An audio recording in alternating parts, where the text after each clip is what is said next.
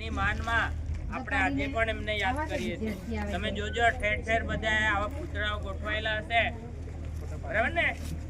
તો આ રીતે એની માનમાં આપણે રેલી રૂપે જોડાયા અને અહીંયા આવ્યા છે। તો આપણે પણ આપણી શાળા તરીકે શાળામાંથી આ રેલીની અંદર ભાગ લીધો।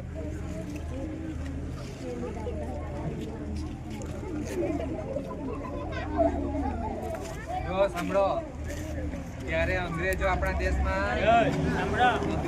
દેશમાં શાસન કરતા હતા ને પ્રજાને, આપણે બધા આ ભારત દેશમાં રહેતા હતા।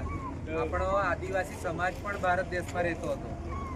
જ્યારે અંગ્રેજો શાસન કરતા હતા આપણા દેશમાં, ત્યારે બધા જ જાતિના લોકોએ અંગ્રેજો સામે સ્વાતંત્ર્ય સંગ્રામમાં ભાગ લીધો હતો। તે સમયે આપણા આદિવાસી સમાજના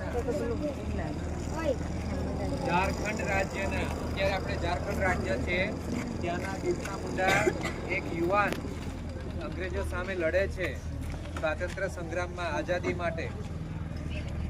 માટે ઘણા બધા